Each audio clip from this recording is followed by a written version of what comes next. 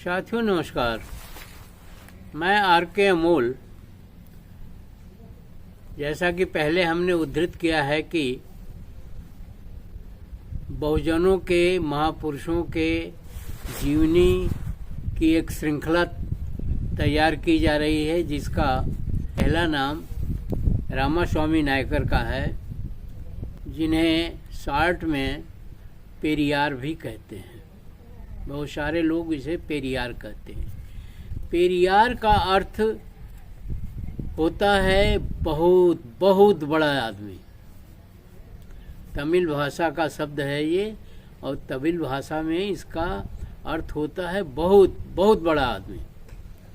नाम उनका रामास्वामी नायकर ही था, पेरियार उपाधि थी।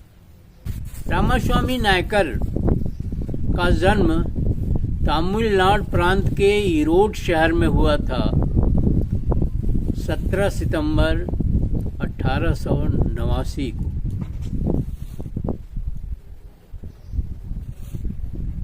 एक अरसा हो गया अभी तो, और अब उनका जन्म स्थान पर उनकी एक मूर्ति बनी हुई है, मंदिर बना हुआ है, जिसमें बहुत कुछ लिखा हुआ है। रामास्वामी नायकर की विचारधारा कुछ समाज के उस समय की विचारधारा से अलग थी, आज के समाज की विचारधारा से भी अलग थी। उनका कहना था ईश्वर नहीं है, ईश्वर नहीं है, ईश्वर नहीं है। जिसने ईश्वर का आविष्कार किया वो महामूर्ख है। जिसने ईश्वर का प्रचार किया वो धूर्त है। वो ईश्वर की पूजा करता है वह जंगली है। पेरियार। इससे आप समझ रहे होंगे कि पेरियार की सोच क्या थी। पेरियार की सोच थी कर्म कांडों के, ढोंग पाखंड आडंबर के और के पूर्णतया खिलाफ थी। उनके मतलब उनको ढोंग पाखंड आडंबर से चिढ़ थी, और ढोंग पाखंड आडंबर जो है को वो निकृष्ट कार्य समझते थे। उनके पिताजी का नाम वेंकट नायकर था। उनका एक बड़ा भाई था जिसका नाम कृष्णास्वामी नायकर था। शुरुआती दौर में उनके पिताजी बहुत ही गरीब थे और एक राजमिस्त्री के सहायक थे, मजदूर का काम करते थे। इनके माताजी नागम्मई मजदूरी का काम करती थी। ऐसी स्थिति। बाद में इनके पिताजी ने अपना व्यापार करके काफ़ी धन अर्जित किया, और धन अर्जित करके एक समाज में सम्मान प्राप्त किया।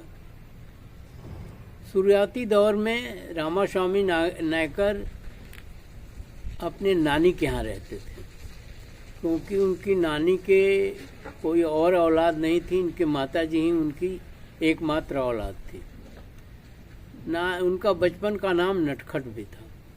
नानी के यहाँ वो बहुत उदंड हो गए थे, और नानी के यहाँ वो उनके दिमाग में शुरू से ही था कि ये ढोंग पाखंड आडंबर या मानव के खिलाफ काम करता है, या उस पर कोई अपनी विचारधारा थोपता है, इसके खिलाफ वो शुरू से थे। वहाँ से उनके पिताजी ने अपने घर बुलाया, और घर बुला करके उनका स्कूल में एडमिशन करा दिया। एडमिशन कराने के बाद भी उनकी बात ये समझ में शुरू से बचपन से ही नहीं आती थी कि ये ढोंग पाखंड आडंबर क्या है, क्यों ये जो है अंत्येष्टि में ब्राह्मणों को भोजन कराया जाता है, या मूर्तियों की पूजा की जाती है, और मानवता का व्यवहार एक दूसरे से नहीं किया जाता है, और बहुत सारी जो बुराइयां थी समाज की वो उनकी समझ में नहीं आती थी। स्कूल में भी उनके द्वारा इसी तरह की एक्टिविटी करने पर अध्यापक उनसे नाराज़ हो गए, और उन्होंने शिकायत इनके पिताजी से की। फिर पिताजी ने छड़ी से पिटाई उटाई करी, और फिर स्कूल इन्होंने निश्चित कर लिया कि अब हम स्कूल नहीं जाएंगे। उसके पश्चात वो पिताजी के व्यापार से लग गए और व्यापार में उन्होंने काफ़ी अच्छी समृद्धि पाई और काफ़ी कुछ उन्होंने व्यापार में किया और काफ़ी धन अर्जित किया। धन अर्जित करने के बाद भी उनकी समझ में ये बात नहीं आती थी कि ये ढोंग पाखंड आडंबर जो समाज में फैला हुआ है, मूर्तियों की पूजा, तीज त्योहारों में तरह तरह के चढ़ावे, मंदिरों में चढ़ावे, मतलब ये इसके वो खिलाफ हो शुरू से ही थे, बचपन से ये उनके जेहन में था, ये उनके दिमाग में थी बात। ऐसी स्थिति में धीरे धीरे बात बिगड़ती गई और पिताजी उनसे नाराज रहने लगे, क्योंकि पिताजी धार्मिक प्रवृत्ति के थे, पुराने उसमें परिवेश में पढ़े लिखे थे या पैदा हुए थे, और उनकी माताजी भी जो है उसी तरह की थी। 19 वर्ष की उम्र में इनके पिताजी ने सोचा कि इनकी शादी कर दी जाए ताकि ये थोड़ा सा इनके अंदर सुधार आए, और उनकी शादी जो है 19 वर्ष की उम्र में कर दी गई। इनकी पत्नी का नाम था नागममयी। इनकी पत्नी के मायके में भी कोई नहीं था, वो अकेले थी। तो अकेले होने का मतलब बड़े लाड़ प्यार से पाली गई थी। फिर वो आई तो एक तब तक रामास्वामी जो है काफ़ी बड़े भी हो गए थे और काफ़ी उनकी एक्टिविटी बढ़ गई थी ढोंग पाखंड आडंबर के खिलाफ। तो उन्होंने एक वहाँ प्रथा थी कि सौभाग्य के उसमें क्या कहते हैं, सौभाग्य के निशानी जो है हंसली पहनती थी औरतें।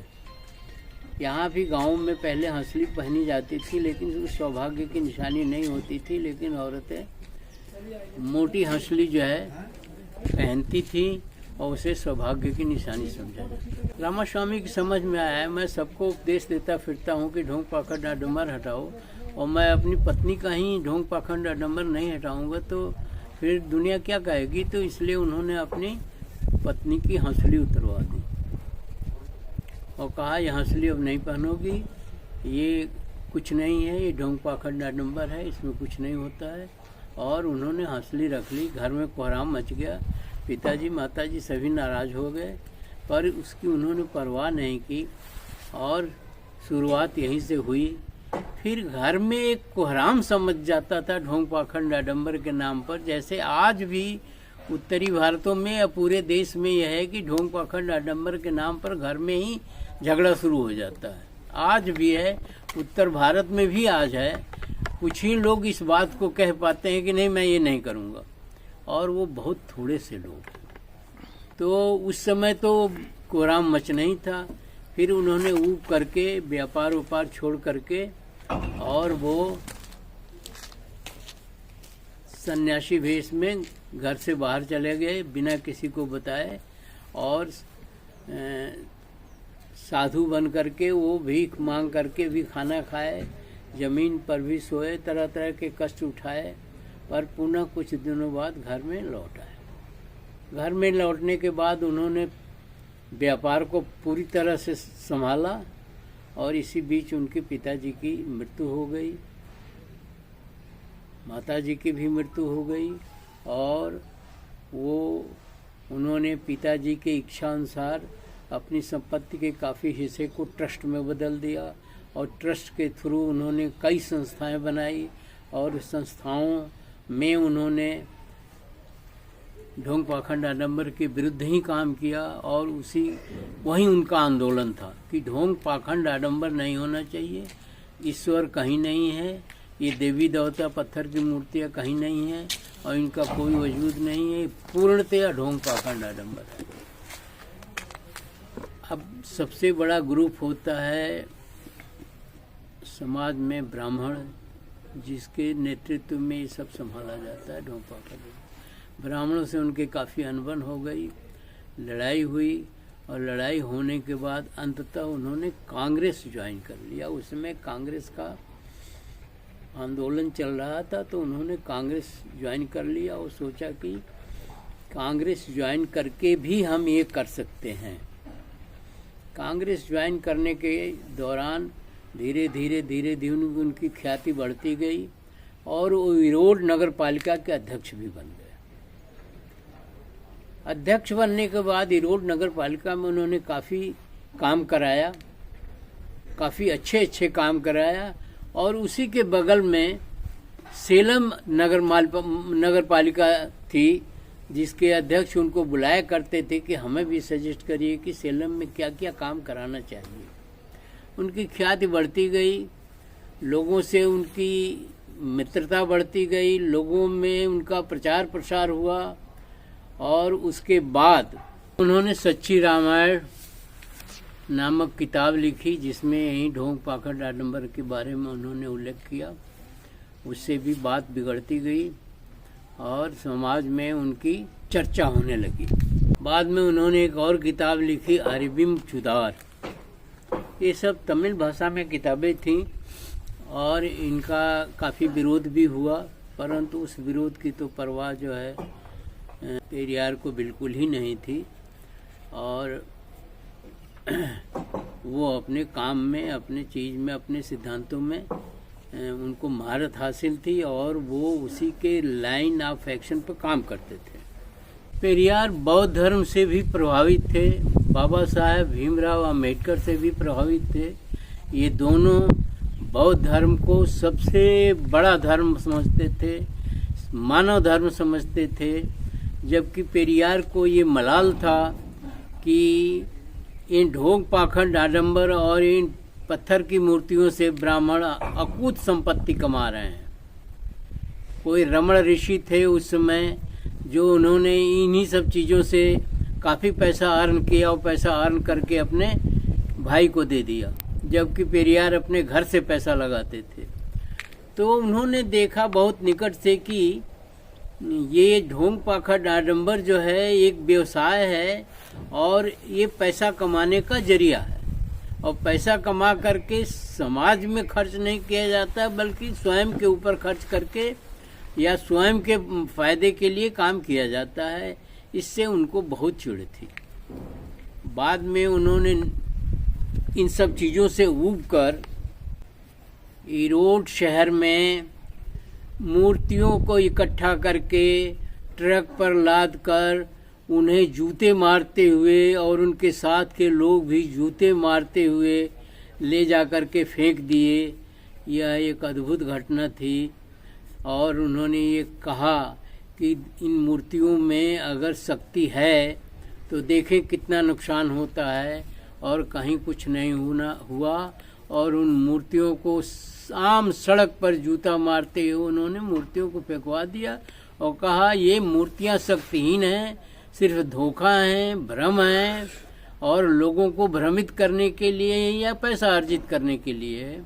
इस मूर्खता में आप न पड़िए। पब्लिक को उन्होंने काफ़ी समझाया कि ऐसा न करिए और ये कुछ नहीं है, इन मूर्तियों में कुछ नहीं है। और फिर बाद में कोर्ट केस भी हुआ, तमाम चीज़ हुई। कोर्ट ने कहा कि उनकी विचारधारा है। अगर उन्होंने अपनी मूर्ति के नीचे ऐसा कुछ लिखवाया है कि ईश्वर नहीं होता है, तो ये उनकी विचारधारा है। वो नहीं मानते हैं ईश्वर को, तो नहीं मानते हैं, उसमें कहीं कोई विवाद नहीं है और उनकी विचारधारा सही है। इस प्रकार पेरियार एक बहुत ही निर्भीक, एक बहुत ही साहसी, एक बहुत ही स्पष्ट विचारधारा के व्यक्ति थे। और उन्होंने वो कर दिखाया जो आज के युग में भी नहीं हो रहा है, और उस युग में तो होने का प्रश्न ही नहीं उठता था। तो इतने निर्भीक, इतने मानववादी व्यक्ति अभी तक तो दुनिया में नहीं हुआ है और न होने की संभावना है। बावजूद इसके ये दक्षिणी भारत में हुआ और दक्षिणी भारत में इसका प्रचार प्रसार खूब हुआ। अब दक्षिणी भारत के लोग जो है इन चीज़ों को समझ गए हैं और आज उनकी विचारधारा उत्तरी भारत के लोगों से पूर्णतः अलग है। धीरे धीरे पेरियार की विचारधारा का प्रभाव उत्तरी भारत में भी हुआ, उत्तरी भारत में भी आया। अब उत्तरी भारत में भी लोग जो है इस चीज़ को समझने लगे हैं कि ये एक धोखा है, एक छलावा है, पैसा कमाने का साधन है और अन्य कुछ भी नहीं है। अभी उत्तरी भारत दक्षिणी भारत से काफ़ी पिछड़ा है, हर चीज़ में पिछड़ा है, विचारधारा में पिछड़ा है, औद्योगिक क्षेत्र में पिछड़ा, हर क्षेत्र में पिछड़ा है। और इस पिछड़ेपन का मूल कारण ये ढोंग पाखंड आडंबर हैं, जातियां हैं और तमाम तरह की चीज़ें हैं जो सभी जानते हैं, लेकिन चूंकि पैसा मिलता है इसलिए उसे छोड़ना उनके लिए संभव नहीं हो पाता। इसी के साथ वीडियो समाप्त करते हैं और कहीं कोई त्रुटि रह गई हो तो उसके बारे में आप कमेंट बॉक्स में इंगित करें और वीडियो को ध्यान से पढ़ें। और विशेष है कि आप ये ढोंग पाखंड आडंबर और जातिवाद से दूर रहें, ज़्यादा अच्छा है। और इस पर मनन करें, अन्य लोगों को भी प्रेरणा दें, अन्य लोगों को भी जागरूक करें। इसी के साथ वीडियो समाप्त करते हैं और आशा करते हैं आप हमारे आखिरी पूरे वीडियो का मनन करेंगे और हमारी आखिरी बातों पर ध्यान देंगे। जय भीम, जय पेरियार, जय संविधान, जय नेहरू।